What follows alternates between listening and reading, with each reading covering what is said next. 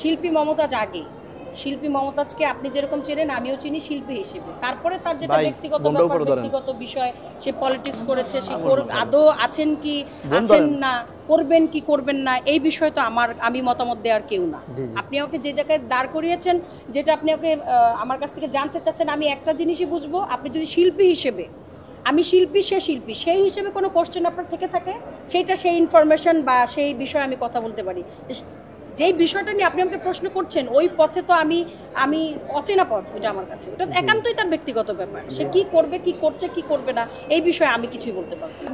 আমি আমার ব্যক্তিগত মতামত যেটা বলতে পারি, আমি তখন বাবলি সরকার, আমি সবার, আমি আপনার, আমি আপনাদের, আপনি এবং আপনাদের। আমাকে আপনি কোনো ঘন্টির মধ্যে বেঁধে রাখবেন, এটাতে আমি বিশ্বাসী না। আপনি আমার হাত পা ধরে আপনাকে আমি বললাম যে তুমি ওই পারে যাও, কিংবা তুমি সাঁতরাও, কিংবা তুমি সাঁতরায়ও না, আপনার আমি সাঁতার কাটতে বইলে আপনার হাত পাগুলো বাইধা আপনার আমি পুকুরের মধ্যে ফেলে দিলাম, আপনাকে নদীর মধ্যে ফেলে দিলাম, তাতে কতক্ষণ আপনি বেঁচে থাকবেন? আপনার স্বাধীনতা, আপনি তো আপনার জীবনই বাঁচবেন, আপনার হাত পা তো বাঁধা। একটা শিল্পী, সে মুক্ত, সে পাখি, সে সব জায়গায় উঠবে, ঘুরে বেড়াবে। আমি বুঝি প্যাট নীতি, আমি রাজনীতি বুঝি না। আমি মাটির কথা বলবো, এই দেশের কথা বলবো, গাছের কথা বলবো, ফুলের কথা বলবো, ফলের কথা বলবো।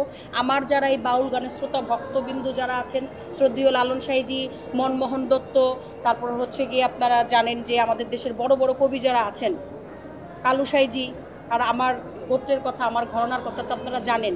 ওই সাধকদের বাণীগুলো বললেই তো বলে শেষ নাই, তারপরে নির্দিষ্ট করে কোনো কিছু বলার সময় নাই তো আমার। আপনাদের সতর্ক থাকতে হবে, আপনাদের সাবধানতা।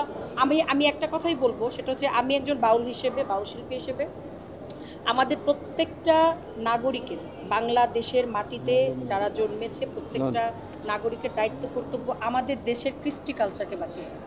এটা আমার দেশ, আমার মাটি, আমি বুক ভরে এখানে নিঃশ্বাস নিতে পারি। আমার দেশের ঐতিহ্য যেগুলো, আমাদের দেশের মেলা খেলা, আমাদের দেশের ঐতিহ্য, আমাদের দেশের কৃষ্টি কালচার, এগুলো আপনারা একটু বাঁচিয়ে রাখবেন। আর এগুলোকে স্ক্রিপ্ট করেন, এদিকে আপনারা যায়েন না, কারণ ওরা মনে করতেছে যে আমাদেরকে তো দেখতেছে তাই দেখাইতেছে। ওরা মনে করছে যে আমাদেরকে দেখতেছে, আপনারা দেখেন না। আর এগুলোকে বাদ দিয়ে আপনারা এগুলো আস্তে আস্তে, তো যদি আপনারা একটু কঠোরভাবে দাঁড়িয়ে পড়েন, আমার মনে হয় তাহলে এটি স্ক্রিপ্ট হয়ে যাবে।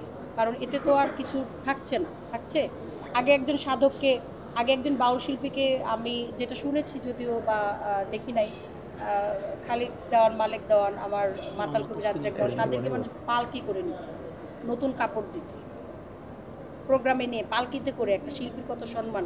আর এখন গান জরিনার সকিনা, কুদ্দুস ভাই, রিদ্দিস ভাই, আইলানা আর গেলানা, তো কই, যেমন দিতেছে তেমন পাইতেছে।